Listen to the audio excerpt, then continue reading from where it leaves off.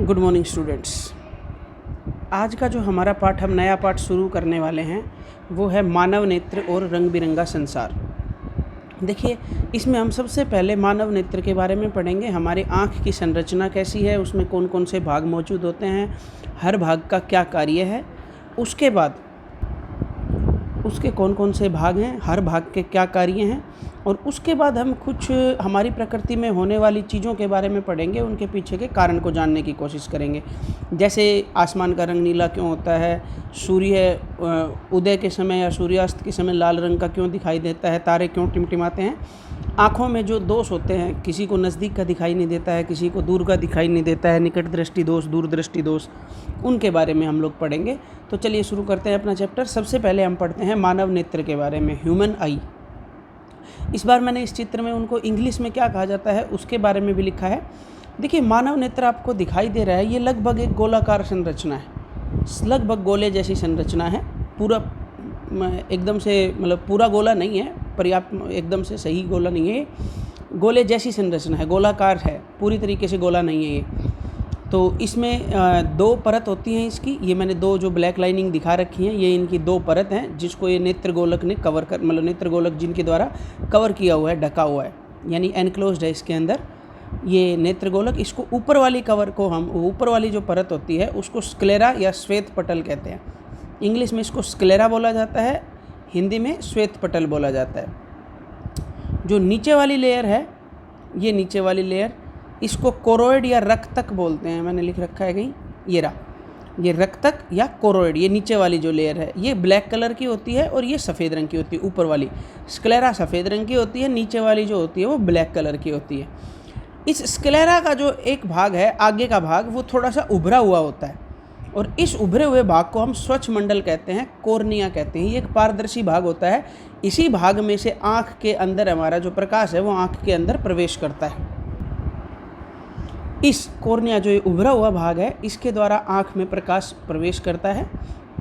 ठीक है, इसके बाद क्या है, ये जो हरे रंग से मैंने दिखा रखी हैं ये आइरिस हैं। लेकिन इस डायग्राम को समझने से पहले आप जो हमें आँख बाहर से दिखाई देती है उसकी तरफ देखिए।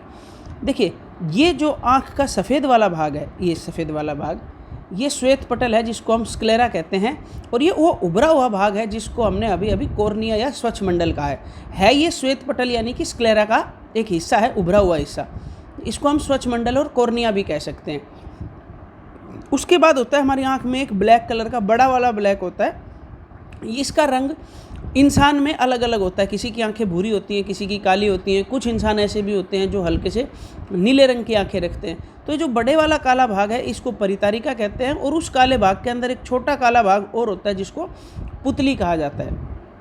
ठीक है, ये हमें सिर्फ ये तीन चीज़ें हैं जो आँख के अंदर की, आँख के अंदर तो बहुत कुछ है, लेकिन जो हमें बाहर से दिखाई देने वाली चीज़ें हैं वो सिर्फ यही तीन चीज़ हैं। स्वच्छ मंडल कह सकते हैं आप इसको, या श्वेत पटल भी कह सकते हैं, क्योंकि स्वच्छ मंडल जो है वो श्वेत पटल का ही उभरा हुआ भाग है।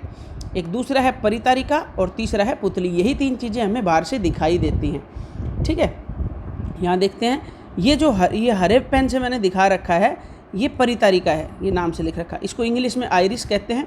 इनके बीच की जो जगह होती है वो ब्लैक कलर, जो मैंने एक अंदर जो बड़े गोले के अंदर छोटा गोला बताया था उसको पुतली कहा जाता है, वो प्यूपिल कहलाता है। और ये आँख में अंदर प्रवेश करने वाले प्रकाश की मात्रा को नियंत्रित करता है।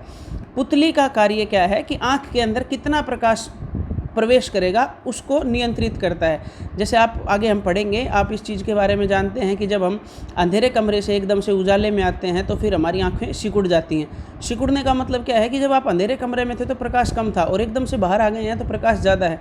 अत्यधिक प्रकाश एकदम से ना चला जाए आँख के अंदर, इसलिए क्या होता है, पुतलियाँ सिकुड़ जाती हैं। और अगर आप उजाले से और एकदम से अंधेरे कमरे में आते हैं तो आपको थोड़ी देर के लिए कुछ दिखाई नहीं देता है।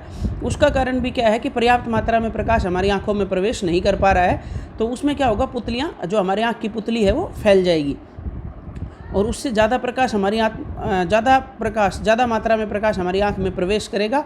ये जो मैंने ब्लू पेन से दिखाया हुआ है ये नेत्र लेंस है, जो उत्तल लेंस होता है। हमने प्रकाश परावर्तन और अपवर्तन में पढ़ा है, उत्तल लेंस है ये। उत्तल लेंस को जो नीले रंग से मैंने धागे जैसी संरचनाएं दिखाई हुई है, निलंबन स्नायु है जो इस लेंस को यहाँ पे पकड़ के रखते हैं। और लेंस के आकार को घटाने या बढ़ाने के लिए, लेंस का आकार को घटाने या बढ़ाने के लिए क्या होती है, मांसपेशियाँ होती हैं जिनको हम पक्षमाभी पेशियाँ या सिलियरी मसल्स कहते हैं। ठीक है। नेत्र का जो लेंस है वो आँख को दो भागों में बांटता है, एक इससे पहले का भाग, एक इसके बाद का भाग। ये पहले वाला भाग है, इसमें एक द्रव पदार्थ भरा होता है जिसको हम नेत्रोद कहते हैं। और इसके बाद वाले भाग में भी क्या होता है, एक द्रव पदार्थ भरा हुआ होता है जिसको काचाभ द्रव बोला जाता है। इसके जस्ट आँख के बिल्कुल जो पिछले वाला हिस्सा है, आंतरिक सतह, किसकी आंतरिक सतह, इस रक्तक वाली जो परत है इसकी आंतरिक सतह, उसको हम दृष्टिपटल कहते हैं। और इस पर बहुत अधिक मात्रा में प्रकाश संवेदी कोशिकाएं होती हैं जो इस आँख में आने वाले प्रकाश को यहाँ पे ग्रहण करेंगी। इस संवेदना को मैंने आपको नियंत्रण और समन्वय में बताया है कि प्रकाश की संवेदना को ग्रहण करेंगी, और वो संवेदनाएं फिर क्या होंगी, दृक तंत्रिकाएं, तंत्रिका कोशिका होती हैं। दृक का मतलब दृश्य से आया है, ये देखने के लिए जो तंत्रिका कोशिकाएं होती हैं, दृक तंत्रिकाओं के माध्यम से मस्तिष्क तक जाती हैं। और फिर मस्तिष्क इस चीज़ का पता लगाता है कि हमारे ये जो प्रकाश आ रहा है ये किस चीज़ से टकरा कर आ रहा है। मतलब हमें जो चीज़ों को पहचानने में, कि जो ये आपको पेन दिखाई दे रहा है, इससे आने वाला ये जो पेन है, इस पेन से टकरा कर आने वाला प्रकाश आपकी आँखों में सबसे पहले कहाँ जाएगा, कॉर्निया से, और इसमें पुतली में जाएगा, पुतली से फिर लेंस के थ्रू होते हुए यहाँ तक जाएगा, दृष्टिपटल तक। दृष्टिपटल वो हिस्सा होता है आँख का जहाँ हम किसी भी चीज़ का प्रतिबिंब बनता है, दृष्टिपटल पर प्रतिबिंब बनता है। वहाँ से उन सूचनाओं को लेकर ये जो दृक तंत्रिकाएं हैं, तंत्रिका कोशिकाएं, ये मस्तिष्क तक इसको लेके जाती हैं। और फिर मस्तिष्क इस चीज़ का अनुमोदन करता है कि जिस चीज़ से टकराकर प्रकाश आ रहा है वो एक पेन है। ये सारे भाग हैं, इनके बारे में हम अलग अलग पढ़ते हैं। देखिए, सबसे पहले मानव नेत्र एक गोलाकार गोलक होता है जिसका व्यास लगभग 2 से 3 सेंटीमीटर होता है। ये पूरा ही इतना छोटा सा गोला होता है, पूरी आँख का साइज हमारा इतना ही होता है। यह 2 परतों से घिरा होता है। बाहरी परत को स्क्लेरा और श्वेतमंडल कहते हैं। यह परत सफ़ेद, कठोर और अपारदर्शी पदार्थ से बनी होती है। ये जो बाहर वाली लेयर है स्क्लेरा, श्वेतपटल भी कहते हैं। ये सफ़ेद रंग की होती है, कठोर होती है और अपारदर्शी पदार्थ से बनी हुई होती है। उसके बाद है आंतरिक परत को रक्तक या कोरोइड कहा जाता है। इसका काला रंग, अच्छा, ये जो अंदर रक्तक वाली परत है, अंदर वाली ये परत, ये रक्तक परत है। ये जो है ये काले रंग की होती है। क्यों होती है काले रंग की? क्योंकि ये दो चीज़ों में सहायक है। एक तो जो प्रकाश लेंस से हमारे आँख में प्रवेश कर रहा है उसको परावर्तन से बचाती है, ये मतलब ताकि आँख का जो प्रकाश है वो सीधा यहीं पे टकराए जहाँ पे प्रकाश संवेदी कोशिकाएं हैं। और दूसरा, अधिक प्रकाश आने पर ये क्या करेगा, जो काला रंग होता है वो प्रकाश को अवशोषित कर लेता है और हमारे आँख के अंदर जो प्रकाश संवेदी अंग हैं, प्रकाश संवेदी अंग, उनको हानि होने से बचाता है। कोरोइड जो लेयर है, रक्तक जो परत है, उसका ये काम है। ठीक है, मैंने लिख रखा है, अति प्रकाश संवेदनशील अंगों को बचाता है काला रंग। कॉर्निया क्या है? कॉर्निया स्वच्छ मंडल है, इसको स्वच्छ मंडल भी कहते हैं। और कॉर्निया स्क्लेरा के अग्रभाग में उभरी हुई एक पारदर्शी सतह होती है जिसे कॉर्निया या स्वच्छ मंडल कहा जाता है। सबसे बाहरी जो भाग है वो ये कॉर्निया होता है। ठीक है। परितारिका एक मांसपेशीय डायाफ्राम है जो पुतली के आकार को नियंत्रित करता है। मैंने आपको अभी बताया, पुतलियाँ जो हैं वो प्रकाश की मात्रा के अनुसार ही फैलेंगी या सिकुड़ जाएंगी, और उनको नियंत्रित कौन करता है? पुतली को परितारिका करती है। पुतली का कार्य क्या है? परितारिका पुतली के आकार को नियंत्रित करती है और पुतली आँख में प्रवेश करने वाले प्रकाश की मात्रा को नियंत्रित करती है। आँख का परिवर्तनशील छिद्र है, मतलब ये अपने आकार में परिवर्तन कर सकता है। आँख में मौजूद वर्णक के आधार पर परितारिका का रंग भिन्न भिन्न हो सकता है। ये मैंने आपको यहाँ इसमें बताया था कि ये जो बाहर नीले रंग से मैंने दिखाया हुआ है इसको परितारिका कहते हैं। तो कुछ लोगों में ये आँख भूरे कलर की भी होती हैं, कुछ ब्लैक कलर की होती हैं, कुछ एक ऐसे भी होते हैं जिनमें ब्लू कलर, नीले रंग की आँखें होती हैं। अभिनेत्र लेंस मैंने आपको चित्र में दिखाया था। यह एक पारदर्शी और क्रिस्टलीय संरचना है जो पुतली और परितारिका के पीछे स्थित होता है। अभिनेत्र लेंस निलंबन स्नायु की सहायता से अपनी स्थिति में बना रहता है। अभिनेत्र लेंस नेत्र को 2 भागों में बांटता है, अग्रखंड और पश्चखंड। ये देखिए, ये अभिनेत्र लेंस आपका ये आँख को 2 भागों में बांट रहे हैं, अग्रखंड आगे वाला भाग, पश्चखंड पीछे वाला भाग।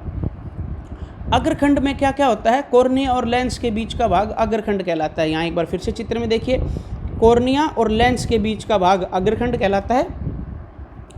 इसमें एक द्रव भरा होता है जिसे नेत्रोद कहते हैं।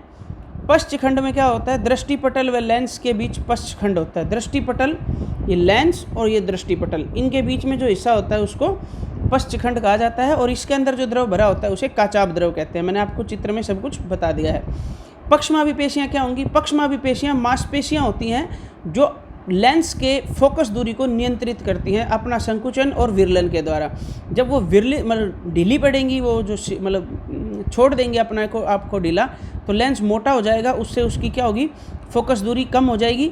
और जैसे ही वो मांसपेशियाँ सिकुड़ेंगी तो उससे क्या होगा, लेंस लंबा हो जाएगा। लंबे होने से फिर क्या होगा, उसकी फोकस दूरी बढ़ जाती है। इसका काम क्या है ये आपको आगे पता लगेगा जब हम नेत्र दोष के बारे में पढ़ेंगे। दृष्टिपटल क्या है? दृष्टिपटल नेत्र गोलक के पिछले भाग की आंतरिक सतह पर, जो रक्तक है उसकी आंतरिक सतह पर जो पर्दा है, उस पर्दे को हम क्या कहते हैं, दृष्टिपटल कहते हैं। तो देखिए दृष्टिपटल का काम क्या है, नेत्र गोलक के पिछले भाग की आंतरिक सतह होती है दृष्टिपटल, जो आँख में आए हुए प्रकाश से प्रतिबिंब निर्माण के लिए पर्दे का कार्य करता है। मतलब प्रतिबिंब कहाँ बनेगा, रेटिना पर बनेगा, दृष्टिपटल पर बनेगा। इसकी सतह पर लगभग 125 मिलियन प्रकाश संवेदी कोशिकाएं होती हैं। प्रकाश संवेदी कोशिकाएं 125 मिलियन, 1 मिलियन में 10 लाख होते हैं, तो 125 मिलियन में आप देख लीजिए कितने लाख होंगे। दृष्टिपटल पर 2 बिंदु होते हैं, एक पीत बिंदु जिसको हम येलो स्पॉट बोलते हैं, और एक अंध बिंदु होता है जिसको हम ब्लाइंड स्पॉट बोलते हैं। पीत बिंदु वह स्थान होता है जहाँ सबसे अधिक प्रकाश संवेदी कोशिकाएं होंगी और इस पर जो किसी भी वस्तु का एकदम से साफ और स्पष्ट प्रतिबिंब बनता है।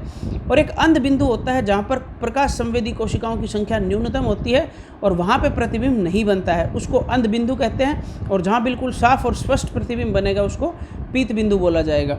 दृक् तंत्रिकाएँ, देखी गई वस्तु की सूचना, जो आपने देखा, जैसे मैंने आपको पेन का एग्जाम्पल लिया, तो देखी गई वस्तु की सूचना को मस्तिष्क तक ले जाने वाली तंत्रिकाओं को दृक् तंत्रिका कहा जाता है।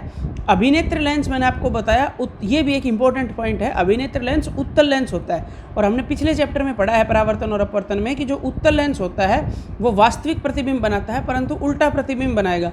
तो हमें फिर हर चीज़ सीधी कैसे दिखाई दे रही है कि दृक् तंत्रिकाओं द्वारा पहुँचाया गया संदेश मस्तिष्क द्वारा, दृक् तंत्रिकाएँ तो उल्टा प्रतिबिंब ही वहाँ तक ले जाएंगी सूचना, उल्टे प्रतिबिंब की सूचना ही तंत्रिका कोशिकाएं ले जाती हैं मस्तिष्क के द्वारा, लेकिन मस्तिष्क जो है वो उनको सीधा अनुमोदित करके प्रेषित करता है। मतलब मस्तिष्क उनको अपने आप उसको सीधा करके और हमारी मेमोरी में डाल देता है कि ये जो सामने चीज़ रखी है वो ये चीज़ है। ठीक है, ये सब कुछ था आँख मानव नेत्र के बारे में, उसका भाग और प्रत्येक भाग का क्या कार्य है। आगे जो मानव नेत्र के दोष होंगे और उनकी समंजन क्षमता वगैरह होगी उसके बारे में हम नेक्स्ट लेक्चर में पढ़ेंगे। Thank you.